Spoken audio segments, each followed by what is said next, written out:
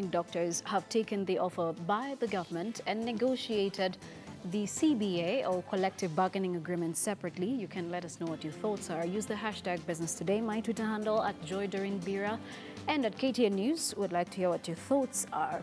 And speaking of bargaining and negotiating, this has a lot to do with governance, and medical practitioners play an integral role in Kenya's economy.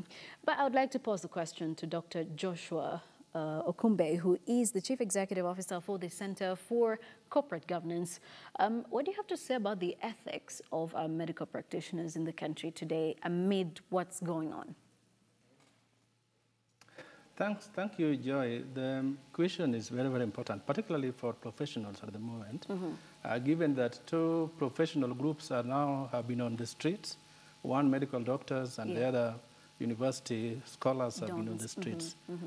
If you ask me, professionals should not actually be involved in this kind of fracas between themselves and the government, because professionalism, by its own nature, presupposes that we should be providing service to people. Right. And that service is so important to our own people, and that service is expected to be ethical. What I'm saying, in a word, I'm not blaming professionals. I'm saying that the employers of those professionals should have put in place mechanisms by means of which professionals should be satisfied wherever they are. Doctors, for instance, should have been. But I want to tell you also that the issue of doctors, I think, appears more complex than we know. And it's escalating to a level which is more complex because why would doctors be asking for some figures which appear outrageous for us? Well, they seem to appear outrageous. Is it because they are comparing themselves with some people? May we have created the circumstances that would enable them to be motivated to do so. But you see, these figures they're asking for were approved in 2013 during the negotiations. And now, you know, it seems to be an outrageous figure. But yet in 2013, it didn't seem to be the same or as what we are purporting. But then again, when you look at this, you know, while you say you do not want to blame it on these medical practitioners, on the government side, how do we instill corporate governance in the government side? I think that's the critical issue. That they don't have to go back on their word when they say something. That's the more critical issue, and that's why I said it's more complex than we think it is. Yeah. You would expect the government to provide us with an environment within which everybody feels very satisfied. Yeah. Whether they are earning very little, but they compare across the board and they know everybody's earning very little anyway. But if they feel they're the ones earning very little compared to others, then there's a bigger problem.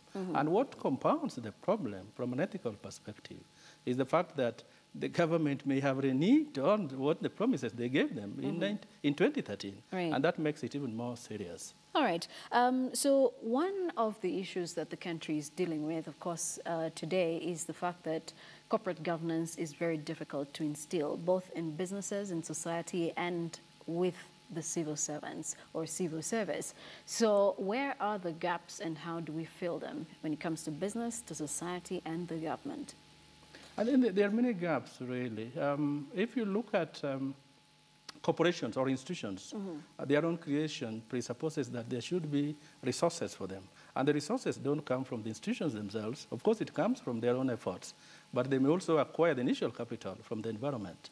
And that means that if an institution wants to get resources for its own productivity, for employment, for its own growth, and most importantly for sustainability, they must get it from the environment. And so you'd expect the government to provide us with an environment which has a robust corporate governance system. And that's very critical, because that robust corporate governance system will assure all players, whether they are business people, whether they are lenders, borrowers, or spectators, that there's confidence, there's trust, and there's integrity in the environment. And so you can borrow and do business with your colleagues in a very trustful environment, and that's very critical, really. All right, confidence and trust. But then again, why is it even critical for companies to pay so much attention to corporate governance?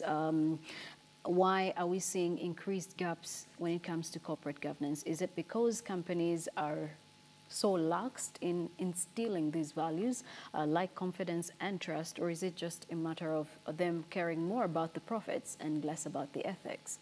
It is a multiplicity of issues, really. Corporate governance is not an animal which is very difficult. It's a very simple thing, really. Business is very simple, if you ask me. Business is a question of buying and selling. Of course, you could buy and sell at a very simple level or at a very complex level if you're dealing with financials. But what you need to do is that we need to have the right people in the right positions. And what I mean is that once you have the right people in the right positions, we also need to have systems. And corporate governance provides us with systems that we require to provide the necessary discipline, leadership discipline in an environment. And that the kind of discipline would refer to principles, concepts, practices, best practices in running institutions. And that would touch on, say, the interrelationships between a number of players in a company, for instance. The shareholders, the stakeholders, the boards of directors, the managers, the employees, all those. How do we arrange the system in such a manner that there is a very well-known reporting relationship which is foolproof, which is built on integrity, on trust, and which is built on best practices of corporate governance. And now, I don't think it is difficult to implement. It's just that people see a leeway, really. If you are driving on the streets and you find you're alone on the streets, some people are tempted to do the very contrary things that you'd think about in life, or when lights go off.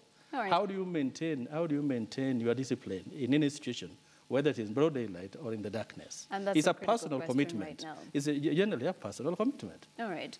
Personal commitment, as you put it. So you actually have a grand reunion. What's it about in about a minute? All right. On the 17th, the Center for Corporate Governance is going to have a grand reunion of all its past trainees. Since 2001, we are bringing them together at the Radisson Blu Hotel in Nairobi. We are bringing them together for a number of reasons. One, we want to find out how far they have gone over the years, the extent to which they have implemented our practices. We discussed together with them in boardrooms, and we also want to find out how we can galvanize that core team to play a much more important role in inculcating good corporate governance practices in society. Do you have government institutions among those trainees? No, there will be a number of government institutions, really. The center has trained a number of institutions, private and public, non-profit making, civil society groups, and so all categories of institutions will come. All right. I think it will be interesting considering there's so many criticism that a number of experts are